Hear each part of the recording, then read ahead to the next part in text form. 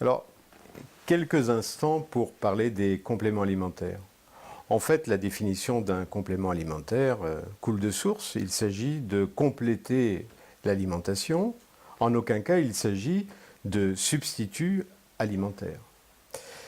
En fait, le concept est relativement récent, puisqu'il date de 2002 et il a été transposé en droit français par une directive du mois de mars 2006, où les compléments alimentaires sont définis comme des denrées alimentaires dont le but est de compléter un régime alimentaire normal et qui constituent une source concentrée de nutriments et de substances ayant un effet nutritionnel ou physiologique.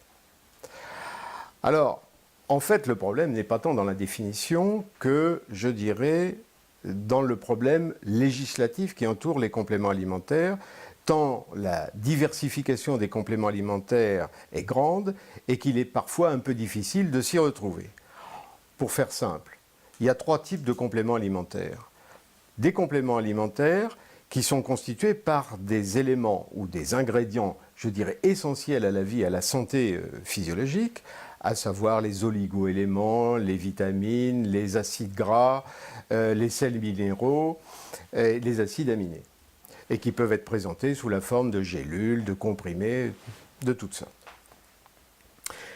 Le deuxième groupe, ou la deuxième catégorie, est constitué par des éléments qui ne sont pas aussi essentiels, mais qui peuvent avoir un effet physiologique, comme la glutamine, l'arginine, la taurine ou certains acides gras. Et puis, il y a une troisième catégorie qui est faite d'un concentré de plantes ayant potentiellement aussi un effet physiologique. Alors, on peut m'objecter que si l'alimentation est diversifiée, variée, normale, eh bien à ce moment-là, on n'a pas besoin véritablement de compléter l'alimentation.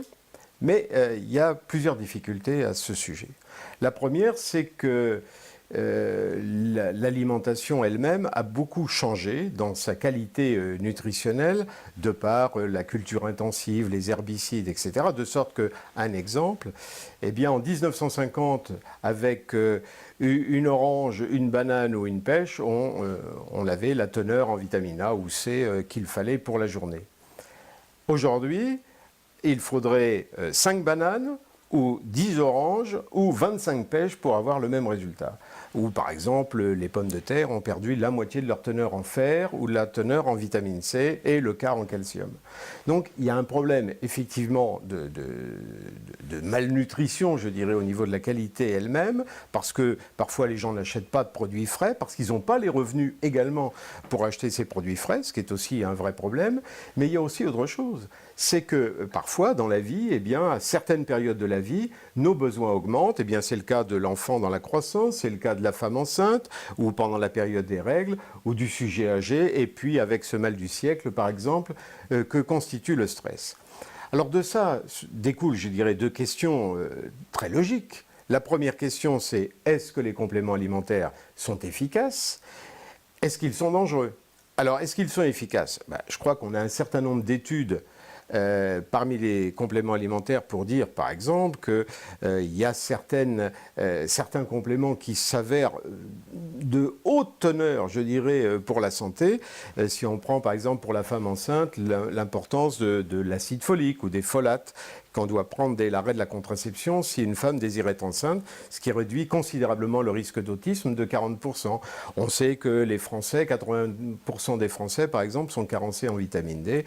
On sait que les oméga 3 vont jouer de façon très très intéressante sur plein de domaines, mais en particulier dans la dépression du sujet âgé, et on pourrait ainsi multiplier quelques exemples. Donc on a des études pour dire, ok, les compléments alimentaires sont véritablement utiles à la santé, véritablement utiles au bon fonctionnement de l'organisme. C'est vrai qu'il y a des dangers, ces dangers s'expriment par quoi ? Parce que on donne des compléments alimentaires à des doses supranutritionnelles et excessivement supranutritionnelles, premier point. Deuxièmement, parfois, ils proviennent d'officines un peu obscures quand on les achète sur Internet. Troisièmement, ils ne répondent pas toujours aux obligations qui sont pourtant les obligations légales de sécurité, de loyauté et d'information à laquelle normalement ils devraient répondre.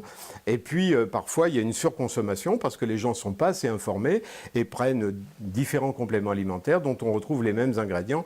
Donc là aussi, un risque de surconsommation. Ce que je crois aujourd'hui, c'est que beaucoup de cliniciens ont l'impression clinique, alors il n'y a peut-être pas encore toutes les preuves cliniques, mais c'est d'une impression forte, on va dire, que les compléments alimentaires, dans certaines circonstances, font au moins aussi bien que les médicaments. On ne va pas pour autant conclure qu'il s'agit véritablement d'un traitement, mais d'un atout véritable duquel il serait préjudiciable de se priver dès lors que on l'a démontré justement, ou on a pu valider une réelle efficacité.